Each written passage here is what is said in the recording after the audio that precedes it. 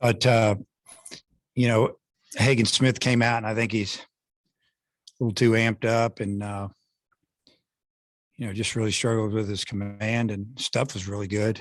Velocity was really good. But, getting out of that first inning after walking 3 in 1 inning, you only give up 1 run. That was big. And, we felt like that, our offense was clicking and we'd have a good night. But, if we'd have been down 3 or 4 runs after 1, it gets a little difficult, a lot of momentum in the other dugout. But after that, I thought he did a tremendous job of just throwing strikes. And after one of the innings, we scored 4 runs, he came out and got them out real fast.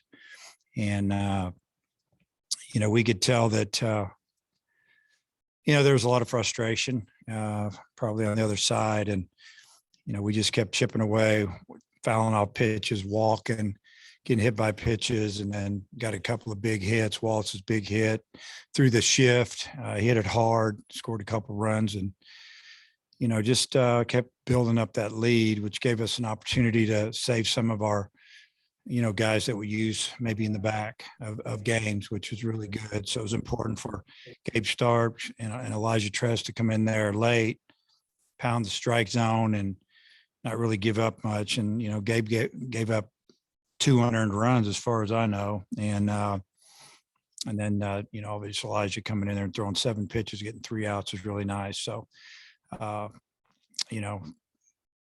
good win for us on a Saturday night, won the series. But like I told the players, we still got another game to play. We need to stay focused. You kind of touched on it in your opening there, but both starters walked the bases loaded with 1 out in the first couple innings. Y'all capitalized on it. How big was that kind of setting the tone for the rest of the game? It was real big. I mean, we were, we were a little nervous. We had a freshman out there playing Mississippi State and pitching against Mississippi State. And I didn't feel like the moment was too big for him. I was just hoping to get out of there with 1 or 2 runs and not 4. And, one big swing away and they hit one off the wall, and they're rolling, and they didn't get it, and felt fortunate there. And, that on the other end of it, we got a couple big hits, and, Gregory scoring on the wild pitch. I mean, there's a lot of things that added up there. Some good base running and guys going the other way, just not trying to do too much. And you think about the 4th inning, we had 2 on, no out. Next thing you got, I don't know, we hit into a double play, and then Brady hits a breaking ball in the roof, in right field. And that was a huge swing at the time. And I'm not going to say it was a backbreaker, but it sure slowed down any momentum that they were looking to get by getting out of that inning. So proud of those guys. I got 4 home runs, 12 total runs. Did you feel like a night like this was coming for your offense? Well, I felt like from about the 5th inning on of our midweek game that we swung the bat extremely well. And it wasn't about just hitting home runs, it's about hitting line drive, hit the ball hard, getting deep into counts, and taking our walks and just pass it to the next guy. Don't try to do too much. And I thought our approach was really good last night. I thought it was excellent tonight. I think it got a little lackadaisical there. Maybe the last couple of at bats, maybe the 7th and 8th inning, I didn't see the focus that I had seen, but they still hit a couple balls pretty good. How pleased have you been with how your lineup attacked the starting pitchers the last 2 nights, in the 2nd inning in particular? How do I feel about it? I feel great about it. I felt like when they saw a pitch that they were going to swing at, they swung with some intent.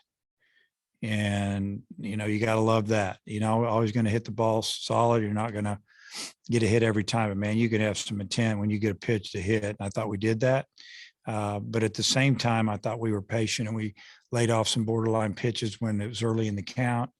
And then, a few at bats in there, they just kept fouling balls off and getting to the next pitch, because it was a pitcher's type pitch and tough to hit. So that was a good night.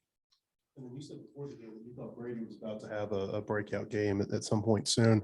What made you feel that way, and what were your thoughts on how he played for you tonight? Well, he kept a good attitude, and just kind of realized, hey, okay, I'm down here. I'm as low as I've been in a long time as a hitter. I'm gonna build myself back up, and the coaches worked with them. He came in early, stayed late, hitting, working on things, and just decided not to start him yesterday, just to kind of let him really watch, more than anything. And excuse me, this cold's going about 3.5 weeks now. And I just, and then his batting practice. I mean, yesterday was really good. And then today was good. Going the other way, he only overswung once tonight to me. And that's when the at bat after the home run. And I think there was a pitching change made. And the first pitch, he swung at a ball that was up, and he swung way too hard.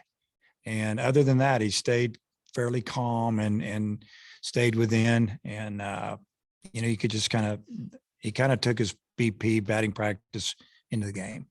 With as many strikeouts as he's had lately, was it a good sign to see him walk in that first at bat? It was big. He laid off a couple of sliders that were down that he had been swinging at a little bit lately, maybe a lot lately. And again, it's just about realizing you can only get one hit in at bat, can't get two, and you got to let the game come to you sometimes. And if the pitches aren't good, can't hit them, can't handle them, don't swing. Obviously, hitters are going to get fooled every now and then, and that's called pitching. That's what those guys do. But I thought his approach was really good tonight. You mentioned a couple of unearned runs. What did you see from Starks in the couple innings he had? Well, his velocity was good. He's throwing like a little cutter slider type pitch that I think he felt like that he had command of it. And he pitched inside a little bit. He jammed him, got a couple of jam type ground balls. The base hit he gave up to right field was a breaking ball that was hit off the end of the bat. Just kind of flared it in there, and right fielder got a little crazy.